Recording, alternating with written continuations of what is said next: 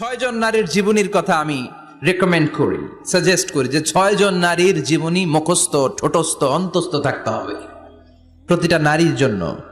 আশা করি মায়েরা, বোনেরা শুনছেন, আশা করি আপনারা কান লাগিয়ে শুনছেন, অনুধাবন করার চেষ্টা করছেন। আপনাদের জন্য 6 জন নারীর জীবনী পড়া অবধারিত।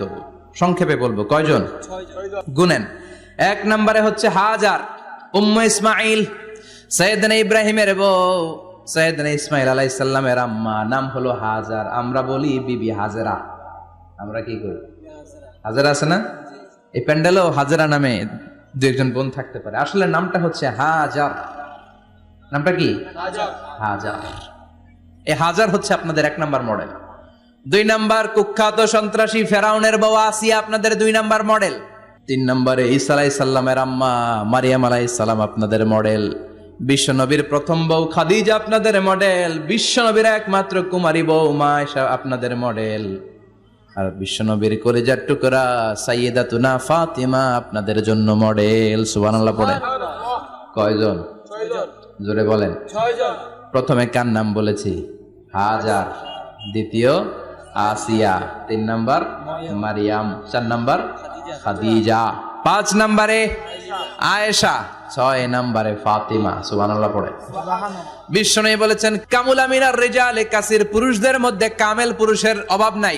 ওয়ালাম ইয়াকমুল মিনান নিসা ইল্লা 4, নারীদের মধ্যে কামেল নারী হচ্ছে 4 জন। কয়জন? 4 জন। এরপরে আবার বাড়ালেন আয়েশার কথা, আবার বাড়ালেন ফাতেমার কথা, মোট হয়ে গেল 6 জন। সুবহানাল্লাহ পড়েন। মোট কয়জন? 6 জন। আসলে এই 6 জনের জীবনী থেকে একটা একটা করে শিক্ষা আমরা মনে রাখার চেষ্টা করি, তাহলে জীবন উজালা হয়ে যাবে। কয়টা করে শিক্ষা? হাজার আলাইহিস সালাম, ওনার জীবনী থেকে শিক্ষা হচ্ছে তাওয়াক্কুল আলাল্লাহ, বিপদে আপদে সবসময় ভরসা কার উপর? আল্লাহর। মাইয়া তাওয়াক্কাল আলাল্লাহি ফাহুয়া হাসবু, যে ব্যক্তি আল্লাহর উপর ভালো করে তাওয়াক্কুল করে একমাত্র আল্লাহই তার জন্য যথেষ্ট হয়ে যায়। সুবহানাল্লাহ। সুবহানাল্লাহ পড়ছেন? পড়েন সুবহানাল্লাহ। হাজার আলাইহিস সালাম, ওনার জীবনী থেকে শিক্ষা হচ্ছে আল্লাহর উপর তাওয়াক্কুল। সাইয়েদনা ইব্রাহিম আলাইহিস সালাম সাইয়্যিদাতুনা হাজারকে নিয়ে, দুধের বাচ্চা ইসমাইলকে নিয়ে মক্কার মরুজমিনের মাঝখানে রেখে আসলেন। মানুষ নাই, প্রাণী নাই, খাওয়ার পানি নাই, কোনো পশু পাখি নাই, আকাশের পাখিও নাই, কেউ নাই, একটা মাত্র পানির মশক। একটা মশকের ভেতরে সামান্য কিছু পানি। দুধের বাচ্চা ইসমাইলকে নিয়ে সাইয়্যিদাতুনা হাজার দাঁড়িয়ে রইলেন। কোনো কথা না বলে বিবি আর বাচ্চাকে রেখে চলে যাচ্ছেন। চোখের পানি ছেড়ে সাইয়্যিদাতুনা হাজার ডেকে বললেন, ইব্রাহিম একটু দাঁড়াও। কথা নাই, বার্তা নাই, কিছুই বললা না। কি আমার অপরাধ? কেন এই ধুধুমরু প্রান্তরে আমাকে দুধের বাচ্চাটারে রেখে গেলা? শুধু একটা কথাই জানতে চাইবো, এই যে আমাদেরকে রেখে পাষণ্ডের মতো তুমি চলে যাও, এটা কি তোমার নিজের ইচ্ছায় নাকি আল্লাহর ইচ্ছায়? সাইয়েদনা ইব্রাহিম কোনো কথা না বলে শুধু প্রশ্নের উত্তর দিলেন, বললেন আল্লাহর ইচ্ছায়। কার ইচ্ছায়? নবীরা নিজের ইচ্ছায় কিছু করে না, যেটাই করে করে কার ইচ্ছায়? সাইয়্যিদাতুনা হাজার বললেন, ইযান লা ইউদাইয়ুনাল্লাহ, তোমার ইচ্ছায় যদি আমাদেরকে রেখে না যাও, আল্লাহর ইচ্ছায় যদি রেখে যাও, তাহলে আমার ভরসা আছে আল্লাহ আমাদেরকে নষ্ট হতে দিবে না, আল্লাহ আমাদেরকে কোনো কষ্ট দিবে না, আমার আল্লাহই আমার জন্য যথেষ্ট। সুবহানাল্লাহ। আপনারে মায়েরা যারা আছেন, আপনাকে আর আপনার 2 সন্তানকে নিয়ে আপনার স্বামী সিলেটের হাকালুকি হাওরের মাঝখান দিয়ে রেখে আসছে। কি করবেন? পিছনে পিছনে দৌড়াবেন, গালাগালি শুরু করবেন। যদি বলে আল্লাহর ইচ্ছায় তোমারে রেখে গেলাম, জীবনেও মানতে চাবেন না, বলবেন তোরেও বাদ দিলাম, তোর আল্লাহরেও বাদ দিলাম। আছে না নাই? কিন্তু সাইয়্যিদাতুনা হাজার কেমন নারী ছিলেন? একটা টু শব্দ করেন নাই। শুনতেছেন? কেন ইমাজিন, কল্পনা করতে পারেন? ধুধুমরু প্রান্তর, খাওয়ার কিছু নাই, পান করার কিছু নাই, কথা বলার মতো একটা মানুষ নাই, রৌদ্রের তাপ মরুভূমির বালুর উপরে এমন ভাবে পড়ে। সৌদি আরবের মরুভূমি যারা দেখেছেন, প্রচন্ড বালুর মধ্যে চাল রেখে দিলে চালগুলো মুড়ি হয়ে যায়। ওই প্রচন্ড মরুভূমির মধ্যে দাঁড়িয়ে বললেন, যদি আল্লাহর ইচ্ছা হয়, আমার আল্লাহ আমার জন্য যথেষ্ট। সুবহানাল্লাহ। ঠিকই আল্লাহ যথেষ্ট হয়েছেন। এই মহিলাকে দিয়ে মক্কা আবাদ হয়েছে। মক্কায় কোনো মানুষ থাকতো না, এখন মক্কায় গেলে জায়গা পাওয়া যায়। প্রতিদিন 3 লক্ষ 4 লক্ষ মসজিদুল হারাম একসাথে জামাত, জুমার নামাজের দিন 5 লক্ষ 7 লক্ষ 10 লক্ষ হয়ে যায়। এতগুলো মানুষ আগে ছিল না, সব হলো সাইয়্যিদাতুনা হাজারের ইমানের ফসল। সুবহানাল্লাহ। এই নারী এখানে থাকলেন আল্লাহর উপর ভরসা করে, ইমানের পরীক্ষা দিতে লাগলেন। একদিনের ব্যবধানে খাওয়ার পানির মশকের পানি শেষ। ইসমাইল আলাইহিস সালামের পায়ের ধাক্কায় জমজমের পানি এলো। জুরহুম নামক একটা গোত্র যাচ্ছিল, তারা এসে ওনার হাতে মুরিদ হলো। সুবহানাল্লাহ। তারা এসে বলল, আমাদেরকে শুধু জমজমের পানি খেতে দেন, আপনি যা বলবেন সব আমরা মেনে নিলাম। শুরু হলো মক্কার আবাদ। হাজার হাজার মানুষ বাড়তে শুরু করলো, মক্কা শহরের এক্সপানশন হলো।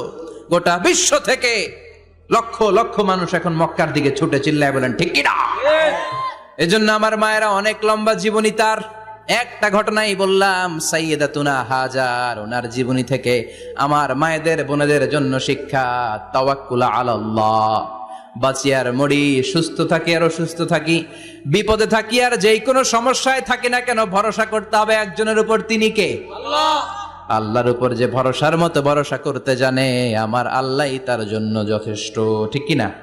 তাহলে হাজার থেকে আমার বোনদের জন্য শিক্ষা হচ্ছে, তাওয়াক্কুল করব আমরা কার উপরে? ভরসা রাখবো কার উপর? সবসময় আত-তাওয়াক্কুল আলাল্লাহ, আল্লাহর উপর ভরসা করতে হবে আমার মায়েরা, আমার বোনেরা। 2 নম্বরে বলেছি কার কথা? আসিয়া রাদিয়াল্লাহু তাআলা আনহা আলাইহা সালাম, ফেরাউনের স্ত্রী। এই মহিলা অনেক দামি মহিলা, মুসা আলাইহিস সালামের পালক মা। সুবহানাল্লাহ পড়েন। নিজের সন্তান ছিল না, সাইয়েদনা মুসা আলাইহিস সালামকে মায়ের মতো লালন পালন করেছেন। গোপনে গোপনে মুসা আলাইহিস সালামের উপর ঈমান এনেছেন। গোপনে গোপনে রাত্রিবেলা তাহাজ্জুদ পড়ে চোখের পানি ছেড়ে চাইতেন কার কাছে? ফেরাউনের বউ আর ফেরাউনের ফিনান্স মিনিস্টার, অর্থমন্ত্রীর বউ, 2 জন লুকিয়ে কালিমা পড়ে মুসলমান। ফেরাউন কিছু জানে না। সুবহানাল্লাহ। কি আল্লাহর খেলা! ফেরাউন লক্ষ লক্ষ বনি ইসরাইলের ছোট্ট বাচ্চাকে জবাই করেছে একটা বাচ্চাকে ঠেকানোর জন্য। নাম কি? মুসা। আর ফেরাউনের ঘরে আল্লাহ মুসাকে বড় করলেন। কোন? সুবহানাল্লাহ। লুকিয়ে লুকিয়ে ঈমান আনলো। ফেরাউনের বউ আসিয়া, অর্থমন্ত্রীর বউ, 2 জন মিলে ফেরাউনের কাছে ঘটনা পৌঁছে গেল, খবর পৌঁছে গেল। ফেরাউন ডেকে পাঠালো। দুধের বাচ্চাকে নিয়ে ফেরাউনের অর্থমন্ত্রীর বউ হাজির। কুখ্যাত সন্ত্রাসী ফেরাউনের নিজের বউ আসিয়াও হাজির। ফেরাউন বলে, এক আল্লাহর উপর কুফরির ঘোষণা দে, আল্লাহকে বলে যা, আমার পায়ের সামনে সেজদা দে, আমি মাফ করে দেব। আসিয়ার এক কথা, জীবন যাবে কিন্তু ঈমান যাবে। ফেরাউনের অর্থমন্ত্রীর স্ত্রীরও এক কথা, যে আল্লাহর কাছে আমরা মাথা নত করেছি, পৃথিবীর কোন শক্তির কাছে ওই মাথার নত হতে পারে না। ফেরাউন বলল, তাই নাকি? দেখি তোদের ঈমানের পাওয়ার কত বড়। অর্ডার করলো, বিশাল বড় পাতিল নিয়ে আসো, কড়াই নিয়ে আসো, কড়াই ভর্তি তেল গরম করতে শুরু করো। টকবক টকবক করে কড়াইয়ের মধ্যে গরম তেল। ফেরাউন বলে, ও অর্থমন্ত্রীর স্ত্রী, তোমারে অনেক ভালো জানতাম, এখনই আমার পায়ের সামনে সেজদায় লুটিয়ে পড়ো, আল্লাহরে ছাড়ো, আমি তোরে ছেড়ে দেব। অর্থমন্ত্রীর বউ বলে, এত সোজা না। সুবহানাল্লাহ বলে। কি ঈমান? ঈমানের পথে অবিচল থেকে আমার মরণ যেন হয়, তোমারই কাছে মিনতি আমার, তোমারই কাছে মিনতি আমার, মহামহিম দয়াময়, ঈমানের পথে অবিচল থেকে আমার মরণ যেন হয়। পড়েন আমিন। আবার পড়েন আমিন। এক কথা, আল্লাহর সামনে মাথা নত করেছি, কারো সামনে করব না। ফেরাউন অর্ডার দিল, এই মহিলার দুধের বাচ্চাটারে টান দিয়ে আন, টকবক তেলের মধ্যে, কড়াইয়ের মধ্যে গরম তেলের মধ্যে ছেড়ে দে। মায়ের চোখের সামনে দুধের বাচ্চাকে গরম তেলের মধ্যে ছাড়ে। হিসাবটা কি সহজ নাকি? কথা বলেন। চিৎকার দিয়ে মা কেঁদে ওঠে, ছেড়ে দাও। ফেরাউনের নির্দয় অন্তরে দয়া হয় না। দুধের বাচ্চাটারে তেলের মধ্যে ছেড়ে দেওয়ার পরে মুহূর্তের মধ্যে ছেলেটা রোস্ট হয়ে যায়। কিন্তু ছেলেটা হাত উঁচু করে ডেকে বলে, মা ভয় পেও না, তোমরা দেখো টকবগে কড়াইয়ের ভেতরে তেল, আসলে মা এটা আগুন না, এটা জান্নাতের বাগান। ও মা, ফেরাউনের দিকে তাকাস না রে মা, আমার মতো দৌড় দিয়ে তেলের মধ্যে ঝাঁপ দে। আল্লাহু আকবার। ফেরাউনের অর্থমন্ত্রীর বউয়ের ঈমান দ্বিগুণ হয়ে যায়, 3 গুণ হয়ে যায়। সে বলে, ফেরাউন গোটা পৃথিবীটার এক পাশে করতে পারবি, কিন্তু আমার মাথাটা তোর পায়ের সামনে নোয়াতে পারবি? ফেরাউনের অর্থমন্ত্রীর ওই স্ত্রীকে বাচ্চার পরে ওই তেলের মধ্যে ঢেলে দেওয়া হলো, ওই মহিলাটাও রোস্ট হয়ে যায়। বাকি রইল ফেরাউনের বউ আসিয়া। কি নাম? আসিয়া কিন্তু দৃশ্যটা দেখেছে, চাক্ষুষ মৃত্যু দেখেছে দুইজনের। ফেরাউন বলে, আসিয়া কত অন্তরঙ্গ সম্পর্ক আমাদের, আজীবন কত ভালোবাসা ছিল, কত খুনসুটি ছিল, কিন্তু আমার পায়ের মধ্যে সেজদা দিয়ে প্রমাণ কর তুই আমারে ভালোবাসিস। আসিয়ারও একই কথা, জীবন দিব কিন্তু ঈমান দিব না। ফেরাউন বললে, তোকেও আমি ছাড়বো না, তোকে আমি উলঙ্গ করব। হাজার হাজার মানুষের সামনে আসিয়ার কাপড় টেনে নেওয়া হলো, তক্তার মধ্যে শুইয়ে তক্তার মধ্যে হাতে পায়ে পেরেক মারা হলো। হাতের এই পাশ দিয়ে পেরেক ঢুকে ওই পাশ দিয়ে বেরোয়, তক্তার এ পাশ দিয়ে ঢুকে ও পাশ দিয়ে বেরোয়, ফিনকি দিয়ে রক্ত বের করে। আসিয়া সহ্য করতে না পেরে ডেকে বলে, আল্লাহ, ফেরাউন থেকে তুমি আমারে বাঁচাও। এই দোয়াটা সূরাতুত তাহরিমে আল্লাহ সরাসরি কোট করেছেন, রব্বিবনিলি ইনদাকা বাইতান ফিল জান্নাহ। ও আল্লাহ মালিক, তোমার পাশে জান্নাতে একটা ঘর বানায়া দিও। এরকম একটা সঙ্গীত আছে না নাই? এই সঙ্গীতটা সরাসরি সূরাতুত তাহরিম আসিয়ার দোয়া থেকে কোট করা হয়েছে। পড়েন সুবহানাল্লাহ। মালিক তুমি জান্নাতে, তোমার পাশে আমায় একটি ঘর বানিয়ে দিও, একটি ঘর বানিয়ে দিও, সে বিভীষিকাময় মহাদিনে তোমার প্রতিবেশী করে নিও। মালিক তুমি জান্নাতে, তোমার পাশে আমায় একটি ঘর বানিয়ে দিও, একটি ঘর বানিয়ে দিও। আল্লাহু আকবার। সেই 5000 বছর আগের দোয়া আজও আমরা তাফসীর মাহফিলে গান বানিয়ে বলি। 5000 বছর আগের কথা আজও আমরা কোরআনের আয়াত হিসেবে পড়ি। আল্লাহু আকবার। কি মাকবুল হয়েছেন মহিলাটা আল্লাহর দরবারে। আল্লাহরে বললেন, আল্লাহ, শুধু তোমার ইবাদতের কারণে আজকে আমার এমন দশা উলঙ্গ হওয়া লাগলো, আমার হাতে পায়ে পেরেক ঠোকা হলো। আল্লাহ, এখন গরম তেলের মধ্যে ছেড়ে দেয়া হবে, তুমি বাঁচাও। আল্লাহ বললেন, জিব্রাইল, আমার জান্নাতারে আসিয়ার চোখের সামনে তুলে ধর। আমার আসিয়া দুনিয়ার বুকে থেকে জান্নাত দেখে দেখে আমার মেহমান হয়ে আমার কাছে আসবে। আসিয়াকেও গরম তেলের মধ্যে ফেলে দেয়া হলো। দুনিয়ার বুকে থেকে জান্নাতের নমুনাটা দেখতে দেখতে সাইয়েদাতুনা আসিয়া আল্লাহর কাছে চলে গেলেন। পড়েন আল্লাহু আকবার। এজন্য ঈমানের পথে অবিচল থেকে আমার মরণ যেন হয়। পড়েন আমিন। তাহলে আসিয়ার জীবনী থেকে আমার মায়েদের জন্য শিক্ষা হলো, ঈমান ছাড়া যাবে না, বেঈমান হয়ে মরা যাবে না, মাজারে গিয়ে মুশরিকাদের কাতারে নাম তোলা যাবে। ওই মায়েরা, ঈমান কেমন করে রক্ষা করবেন? ঈমান কত বড় দামি জিনিস। ঈমান একজন নারীর মর্যাদা আল্লাহর কাছে কত বাড়িয়ে তোলে। আসিয়ার জীবনে এই শিক্ষাটা আছে না নাই? কথা কম বোঝা যায়? বোঝা যায়? তাহলে প্রথমে জানলাম কার কথা? হাজারের কথা। হাজারার জীবনী থেকে শিক্ষা ছিল তাওয়াক্কুল করতে হবে একজনের উপর, তিনি কে? আল্লাহ। আসিয়ার জীবনী থেকে আমরা কি শিখলাম? ঈমান রক্ষা করতে হবে। জীবন যাবে, ঈমান যাবে, জীবন যাবে, ঈমান যাবে। 3 নম্বরে মারিয়াম আলাইহিস সালাম, আজীব একটা মহিলা, স্বামী ছাড়া তার পেটের ভেতরে সন্তান দিয়েছে কে? আল্লাহ। আবার উনার নামে কোরআনে একটা সূরা দিয়েছে কে? আল্লাহ। কি নাম? সূরাতু মারইয়াম। কাফ হা ইয়া আইন সাদ, যিকরু রাহমাতি রাব্বিকা আবদাহু যাকারিয়া। আল্লাহু আকবার। কি সুন্দর সূরা, কি অন্তমিল, কি চমৎকার ঘটনার বর্ণনা। উনার নামেও সূরা, উনার ফ্যামিলির নামেও সূরা। উনার আব্বার নাম ইমরান, মায়ের নাম হান্না বিনতে ফাখুজ। উনাদের ফ্যামিলিটা আল্লাহর কাছে এত প্রিয়, আল্লাহর একটা সূরা দিলেন ইমরানের পরিবারের সূরা। কোন? সুবহানাল্লাহ। কোরআনের 3 নাম্বার সূরা, সূরাতু আলে ইমরান। কি নাম?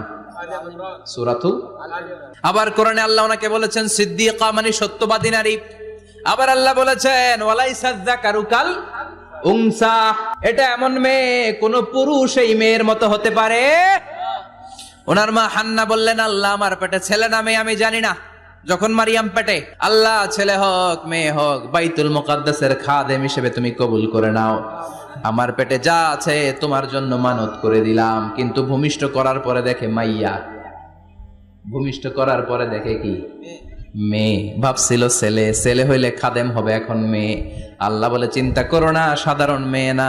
ওয়ালাইসা যাকারু কাল উনসা, এটা এমন মেয়ে কোন ছেলেরাও এই মেয়ের মতো হতে পারে। এই মেয়েকে দিয়ে দেওয়া হলো। Baitul Maqdas, one of the major 3 mosques in Islam, ইসলামের সর্বশ্রেষ্ঠ 3টা মসজিদের একটা। এই বাইতুল মুকাদ্দাসের খাদেমা ছিল উনি। মসজিদ ক্লিন করতো আর ইবাদত করতো, ইবাদতে মশগুল হয়ে থাকতো, পাগল পাড়া হয়ে থাকতো, চক্ষু বন্ধ করে আল্লাহর কথা স্মরণ করত।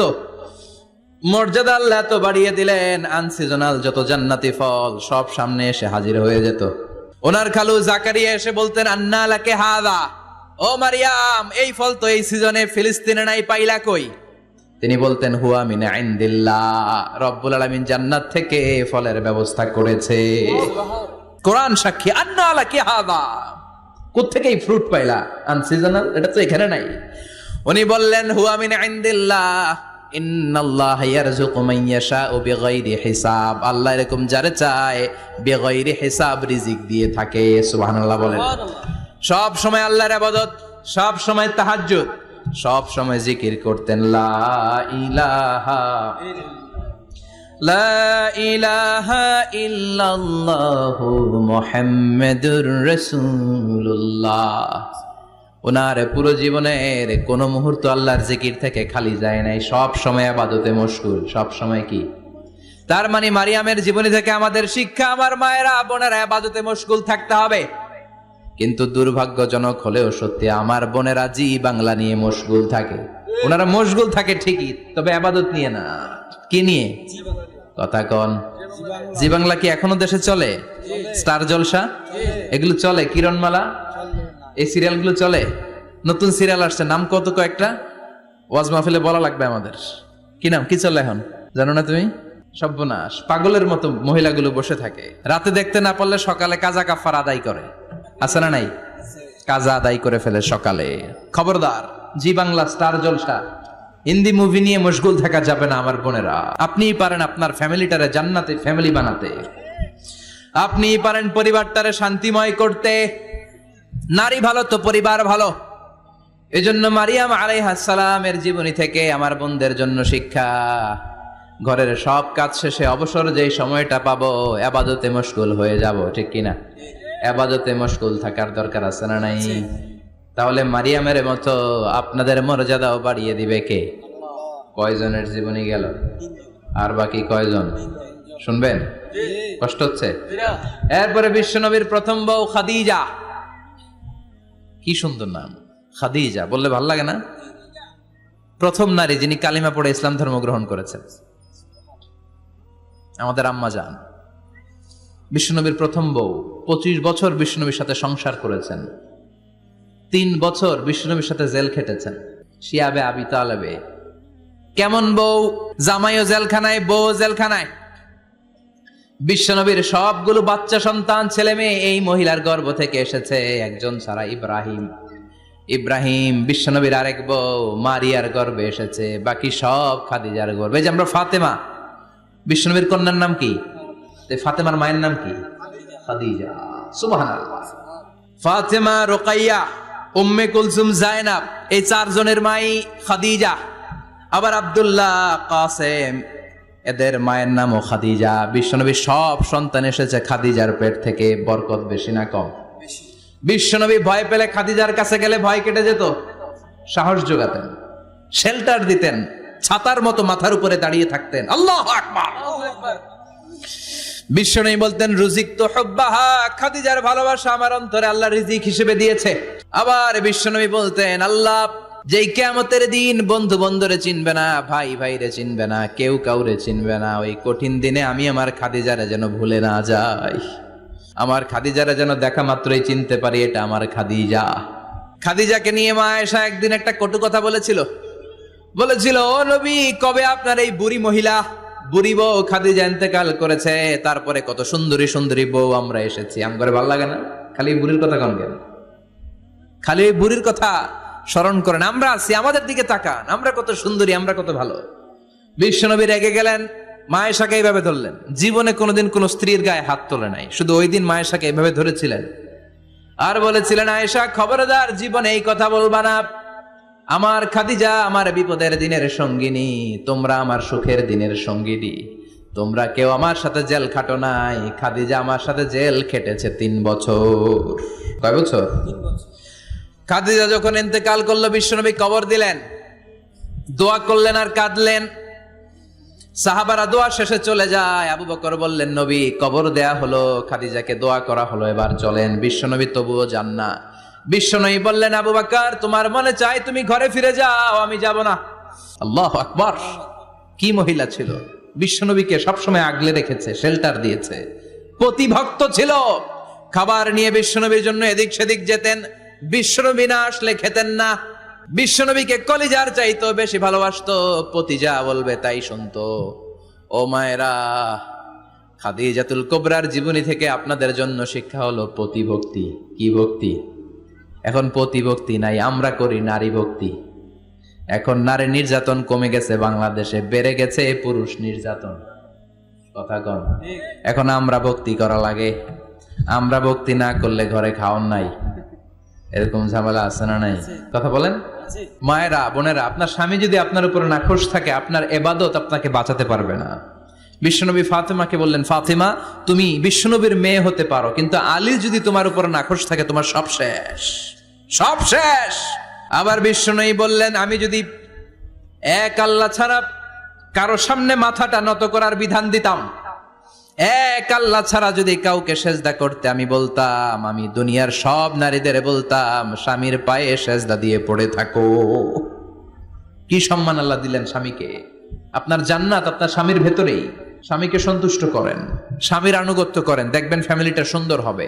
আর স্বামীরা স্ত্রীদেরকে ভালোবাসেন, স্ত্রীদেরকে ভালোবাসার গল্প শোনাবেন, দামি দামি শাড়ি কিনে দিবেন, তারপরে রাত্রিবেলা গান শোনাবেন। শুধু বউয়ের গান, শালীর গান না, বাবির জন্য না, চাচাতো বোনের জন্য না। উল্টা পাল্টা জায়গায় করলে গুনাহ আছে না নাই? স্ত্রীর সাথে প্রেম নিবেদন করেন, ভালোবাসা নিবেদন করেন, সংসারটারে শান্তিপূর্ণ করে দিবে কে? তার মানে খাদিজাতুল কুবরার জীবনী থেকে শিক্ষা কি? বললা গেছি, কি শিক্ষা? প্রতিভক্তি। কি ভক্তি? স্বামীকে ভক্তি করা লাগবে, তা না হলে জান্নাত নাই। এরপরে বিশ্বনবীর একমাত্র কুমারী বউ নাম কি? আয়েশা। বিশ্বনবী বললেন, উরিতুকি ফিল মানামি সালাসা লায়াল। আয়েশা, বিয়ের আগে তোরে কিন্তু আমি 3 বার স্বপ্নে দেখছিলাম। সুবহানাল্লাহ কইবেন না? সুবহানাল্লাহ। বড্ড খুশি হয়ে গেলেন আয়েশা। এরপরে বললেন, 3 বার স্বপ্ন দেখার পরে তোমার ব্যাপারে মনের মধ্যে কেমন কেমন যেন ভালো লাগে। তারপরে একটা ছোট্ট কাগজের মধ্যে, জান্নাতি কাগজ, রেশমি কাপড়ের মধ্যে তোমার চেহারাটা এনে জিব্রাইল বললেন, দেখেন নবী কেমন লাগে? আমি কইলাম ভালো লাগে। কার মেয়ে? আপনার বন্ধু আবু বকরের মেয়ে, বিয়ে করবেন নাকি?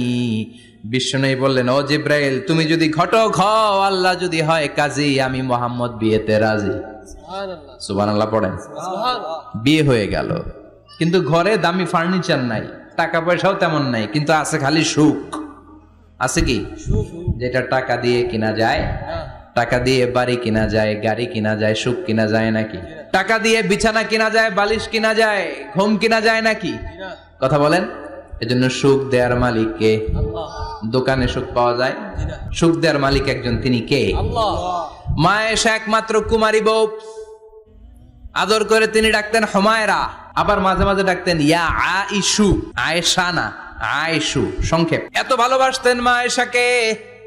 মা আয়েশা গ্লাসের যেই জায়গা দিয়ে পানি খেতেন, বিশ্বনবী ওই জায়গায় মুখ লাগিয়ে পানি খেত।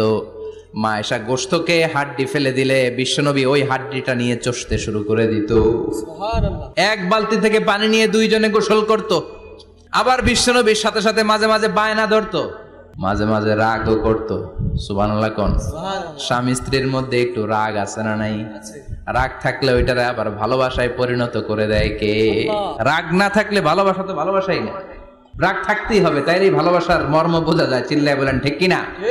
ক্ষুধা না থাকলে খাবারের মর্যাদা বোঝা যায় না। সারাদিন পেট ভরা, খাওয়ার মজা বুঝবেন? ক্ষুধা, প্রচন্ড ক্ষুধা, তৃষ্ণার্ত, লেবুর শরবত পাইলে অমৃতের মতো লাগে। প্রচন্ড ক্ষুধা, হাজি বিরিয়ানি পাইছেন 1 প্লেট, ইচ্ছে মতো খাবেন, কিন্তু পেট ভর্তি, হাজি বিরিয়ানি খাওয়া যাবে? এজন্য রাগ না থাকলে ভালোবাসা যে কত দামি, ভালোবাসা যে আল্লাহর পক্ষ থেকে কত বড় নেয়ামত বোঝা যায় না। মাঝে মাঝে মা আয়েশা রাগ করতেন, শুনতেছেন? বিশ্বনবী বলেন, আয়েশা কখন তুমি রাগ করো, কখন তুমি আমারে ভালোবাসো আমি বুঝি। সুবহানাল্লাহ পড়েন। মা আয়েশা বললেন, কেমনে বুঝেন? বিশ্বনবী বললেন, যখন তুমি রাগ করো তখন নামাজের পরে দোয়ার মধ্যে বলো, ও ইব্রাহিম আলাইহিস সালামের আল্লাহ, আপনি আমার উপর দয়া করেন। তার মানে তুমি রাগ করে আছো, আমার নাম নাও নাই। আর যখন আমার উপর খুশি থাকো নামাজের পরে দোয়াতে বলো, মুহাম্মদ সাল্লাল্লাহু আলাইহি ওয়াসাল্লামের আল্লাহ, আপনি আমাদের উপর রহমত করেন। তার মানে খুশির সময় তুমি আমার নাম নাও, রেগে গেলে অন্য নবী দেয়া দোয়া সাইরা দাও, রেগে গেলে আমার নামটা নাও না। মা আয়েশা বলে, নবী গো, আমি তো শুধু নামটাই মুখ দিয়ে নেই না, কিন্তু কলিজা থেকে তো আপনারে বাদ দিতে পারি না। আল্লাহু আকবার, কি ভালোবাসা! মা আয়েশা বলতেন, আমি যখন বিশ্বনবীর সাথে শীতের রাতে এক ল্যাপের নিচে ঘুমাতাম তখনও জিব্রাইল ওহী নাজিল করত। সুবহানাল্লাহ নাই? কোন স্ত্রীর সাথে অন্তরঙ্গ বসবাসের সময় কোরআনের ওহী নাজিল হতো না। একমাত্র মা আয়েশার সাথে যখন এক বিছানার এক ল্যাপের নিচে দুইজন শুয়ে আছে, কোরআনের আয়াত নাজিল করছে কে? আবার মা আয়েশা বলছেন, আমার কারণে ও মুসলিম উম্মাহ তোমরা তায়াম্মুমের বিধান পেয়েছো। ফাতায়াম্মামু সাঈদান তাইয়্যিবা। মা আয়েশা একটা যুদ্ধে গিয়েছিলেন, যুদ্ধ থেকে ফেরার পথে মা আয়েশার গলার লকেট নাই।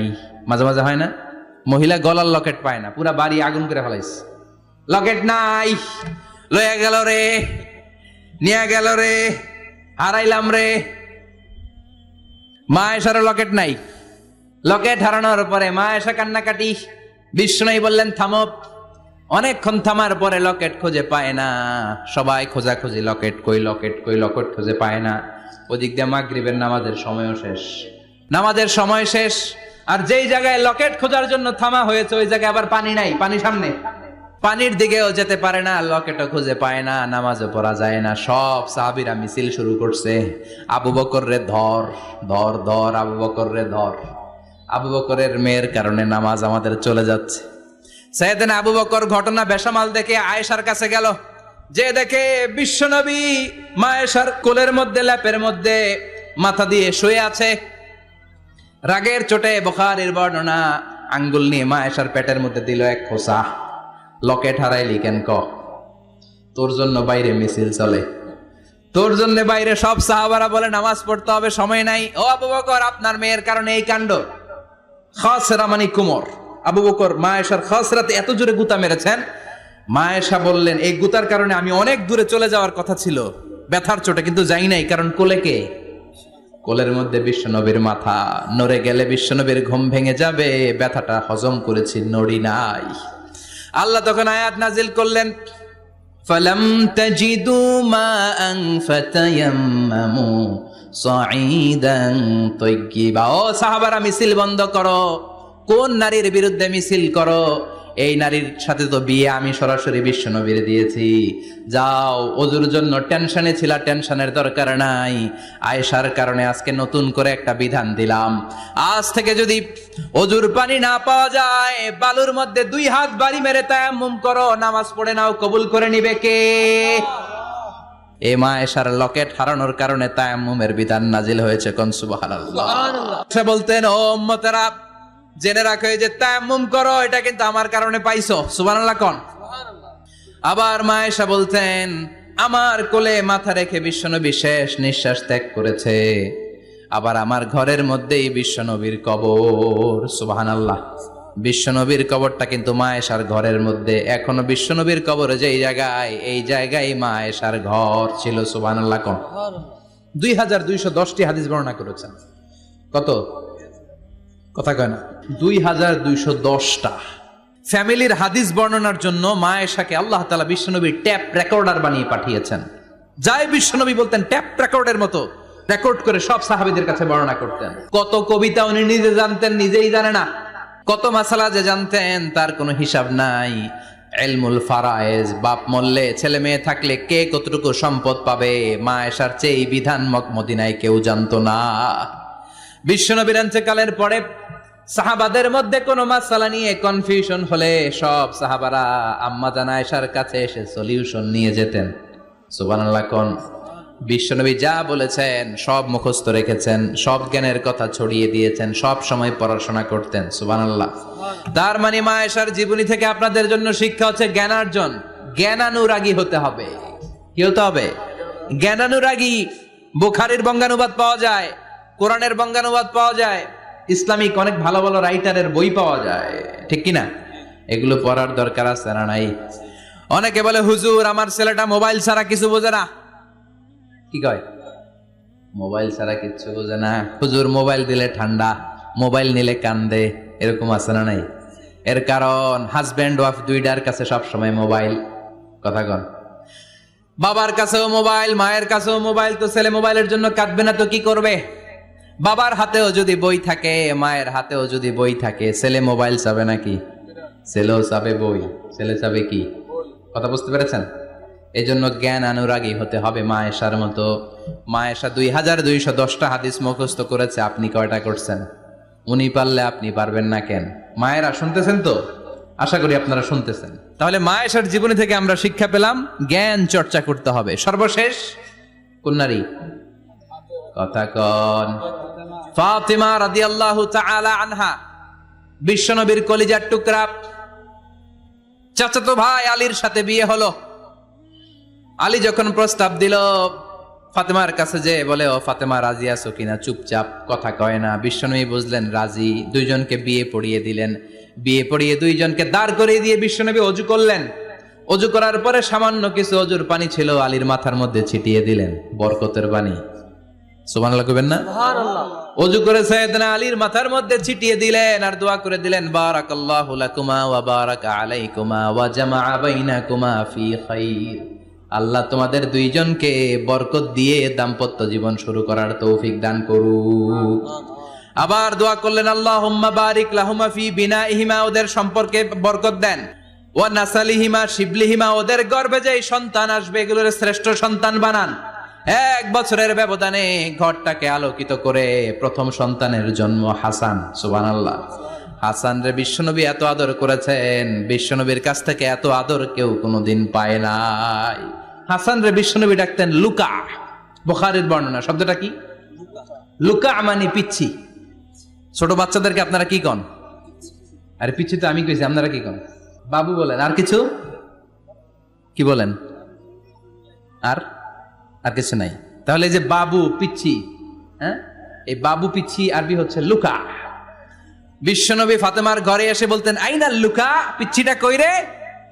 আমার হাসান কই, আমার নানা ভাই কই?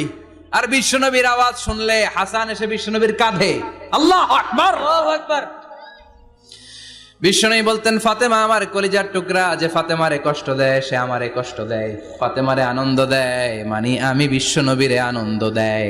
এই ফাতেমা সব সময় পর্দায় থাকতেন, দিনের বেলা বেরোতেন না, সারা দিনে টয়লেট করতেন একবার, সেটাও করতেন রাত্রে, যাতে দিনের বেলা কেউ তারে না দেখে। কি ব্যালেন্স লাইফ, কি ব্যালেন্স লাইফ! রাতে একবার টয়লেটে যাওয়া মানে কি সারাদিন খাওয়া দাওয়া এরকম ব্যালেন্স করে করতেন। কেউ দেখতে পারে নাই ওনারে কেমন ছিল, কেউই জানতো না। এমন ভাবে চলাফেরা করতো, কোনো পুরুষদের সামনে দিয়ে কখনো যেতেন না। এজন্য ইন্তেকালের আগে আলীকে বললেন, আলী, বিশ্বনবীর ওসিয়ত অনুযায়ী কিছুদিন পরে আমি আমার বাবার সাথে সাক্ষাৎ করব। ইন্তেকালের সময় বেশি লোক আমার জানাজাতে আসার দরকার নাই, নিজেরা দোয়া করে দিলে চলবে। আর আমার জানাজার খাটিয়ার উপর দিয়ে বিশাল একটা বোরকা দিয়ে দিও। এটার আরবিতে বলে নাউশ। কি বলে? এই প্রথম কোন নারী তার খাটিয়ার উপরে নাউশ ব্যবহার করেছে, জন্য এটাকে বলে সুন্নাতু ফাতিমা, ফাতেমার সুন্নাত। সাইয়েদাতুনা ফাতেমার আগে কেউ জানাজার খাটিয়াতে নাউশ ব্যবহার করে নাই। আল্লাহু আকবার, আল্লাহু আকবার। আলীকে বলে গেলেন, আলী, অল্প কয়েকজন পুরুষ নিয়ে জানাজা দিও, বেশি মানুষের কাছে আমার নিও না। দুনিয়ার বুকে আমি লুকিয়ে লুকিয়ে চলতাম, মরার পরে লুকিয়ে লুকিয়ে আল্লাহর কাছে চলে যেতে চাই, পুরুষদের সামনে আমার নিও না। ও মা, এই ফাতেমার জীবনী থেকে আপনার জন্য শিক্ষা হলো পর্দা। সব সময় পর্দাটা দেহে থাকার দরকার আছে না নাই? রাজি আছেন তো? তাহলে এই 6 জন নারীর জীবনে যদি আমার মায়েরা পরে, আমার মায়েরা বোঝে, ওই মায়েরা বিপদগামী হতে পারে নাকি? হতে পারে।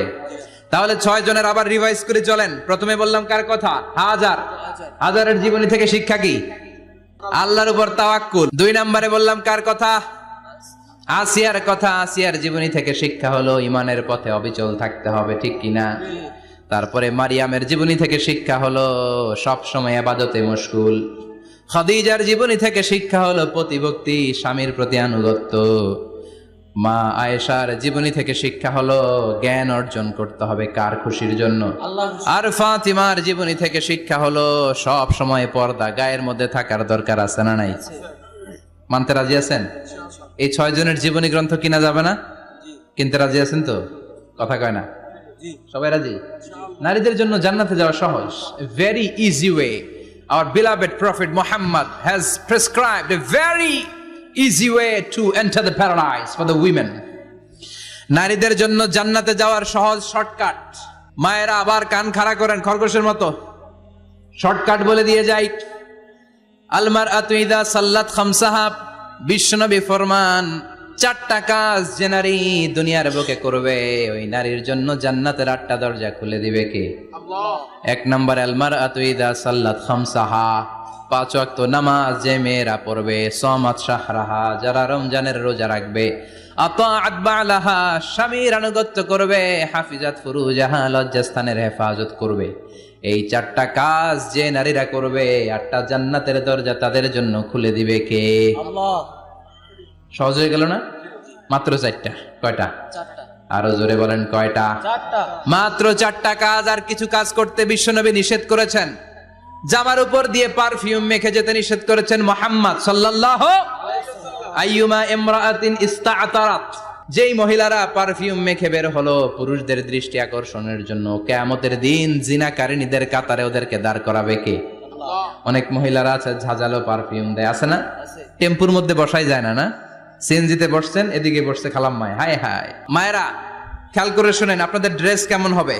নাম্বার 1, আপনার পুরো দেহটা ঢাকা থাকতে হবে। যে ড্রেস পরবেন, you should cover your whole body. শুধু হাতের এই 2 কবজি আর চেহারা খোলা রাখতে পারবেন, তবে চেহারা ঢেকে রাখা উত্তম। একজন মহিলা বোরকা পড়ছে কিন্তু চেহারা খোলা, তার হেজাব হয় নাই, পর্দা হয় নাই, এটা বলা যাবে? কিন্তু উত্তম হচ্ছে চেহারা ঢেকে রাখা, কারণ চেহারা সৌন্দর্যের রাজধানী। Face is the capital of beauty, ঠিক কিনা? চেহারা দেখলাম তো সব বোঝা গেল, ঠিক কিনা? কেমন মাধুর্যতা আছে, দেখতে কেমন সুন্দরী কিনা সব বোঝা যায়। এজন্য চেহারাটাও ঢেকে রাখবেন, চোখটা খোলা রাখবেন। বিশ্বনবীর স্ত্রী উম্মে সালামা বলে, দেখার জন্য আমার 2 চোখের দরকার নাই, লাগবে 1 চোখ। উনি আরেক চোখের মধ্যে আরেক কাপড় দিয়ে রাখতেন, এমনি তাকাইতেন। সাহাবারা বলতেন, উনারে দেখলে আমরা দিতাম দৌড়, ভয় লাগতো। চোখ একটা দেখা যায় আর একটা খোলা, উনারা দেখে আমরা এদিক সেদিক পালিয়ে যেতাম। আবার অনেক মহিলারা পা ঢাকে না, পা কিন্তু পর্দার অন্তর্ভুক্ত। সব সময় মেয়েরা পা মোজা পরে বেরোতে হবে, পা দেখানো যাবে না। হাদিসে এসেছে শুধু হাত এতটুকু, পা কিন্তু পর্দার অন্তর্ভুক্ত। উম্মে সালামা বললেন, ইয়া রাসূলুল্লাহ, আমরা তো হাঁটতে গেলে অনেক সময় পা দেখা যায়। বিষ্ণু বললেন, তাই?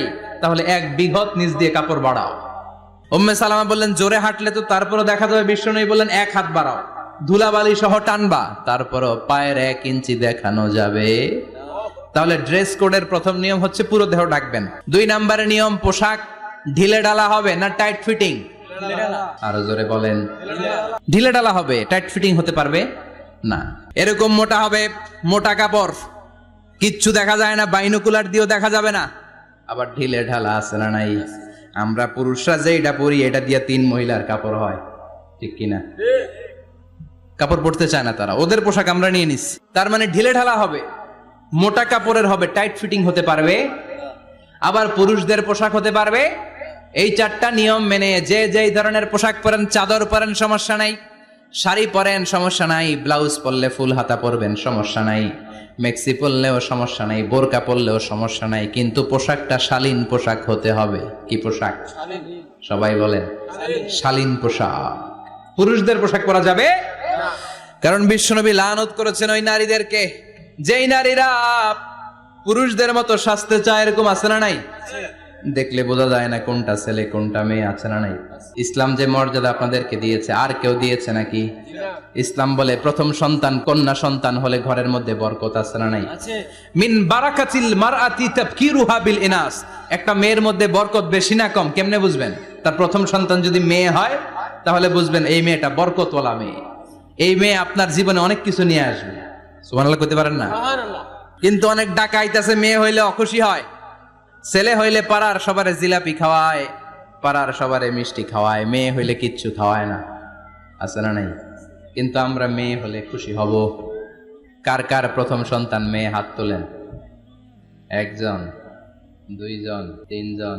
প্রথম সন্তান মেয়ে কার? হ্যাঁ, অনেকে আছে তো মাশাআল্লাহ, আপনারা অনেক বরকতময়। আলহামদুলিল্লাহ, হাত নামান। আমারও প্রথম সন্তান মেয়ে, তিনটাই মাইয়া। জান্নাত একটা আমার দিয়েন, তার মানে 3 জান্নাতের মালিক। মাশাআল্লাহ, আল্লাহ বাইরে তুমি কবুল করো। তার মানে কোন ঘরে যখন মেয়ে আসে আল্লাহ বলে ঘরটা বরকতময়। মেয়েটা যখন বড় হতে শুরু করে মেয়েটা ভাইয়ের জন্য বরকতময়। মেয়ে যখন বিয়ের উপযুক্ত হয় বাবার জন্য বরকতময়। 2 মেয়ে মানে বাবার 2 জান্নাত, 3 মেয়ে মানে 3 জান্নাত। সুবহানাল্লাহ। আবার যখন স্বামীর কাছে যায় ইসলাম বলে ওই স্বামী আল্লাহর কাছে সেরা, যেই স্বামী বউয়ের কাছে সেরা। বউ যদি আপনারে ভালো বলে আপনি আল্লাহর কাছে ভালো, বউ যদি খারাপ বলে আপনি আল্লাহর কাছে খারাপ। তার মানে ব্যালেন্স করেছে ইসলাম। স্বামীরও আনুগত্য করতে বলেছে, আবার স্বামীকেও বলেছে স্ত্রীকে ভালোবাসতে, ঠিক কিনা? কথা বলেন।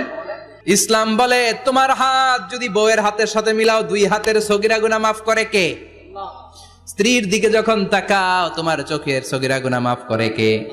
প্রতি মাসে মাসে স্ত্রীর কাপড় চোপড় আর কসমেটিক্স কেনার জন্য যে টাকাটা দাও এই টাকাটা সদকা হিসেবে কবুল করবে কে?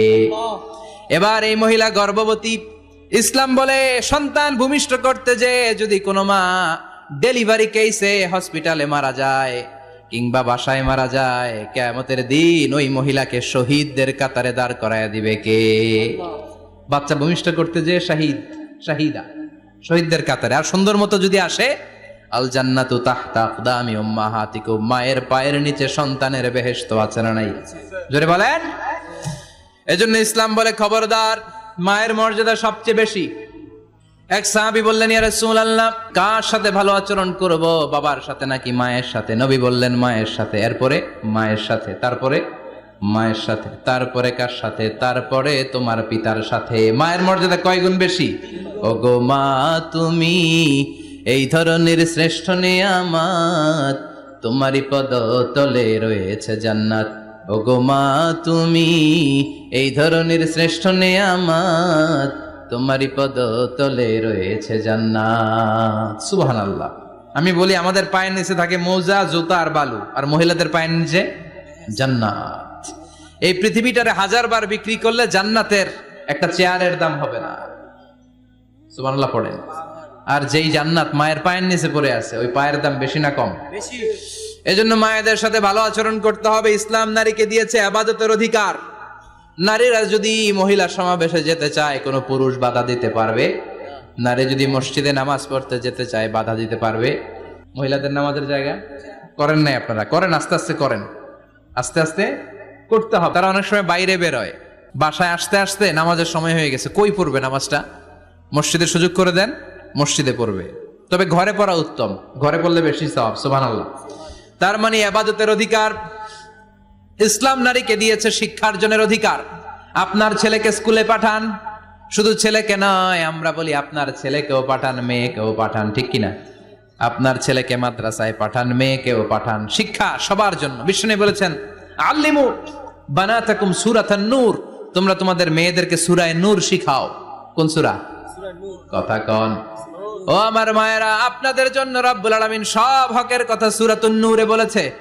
আল্লিমু বানাতাকুম সূরাতান নূর, তোমরা তোমাদের নারীদেরকে সূরাতুন নূর শিক্ষা দাও।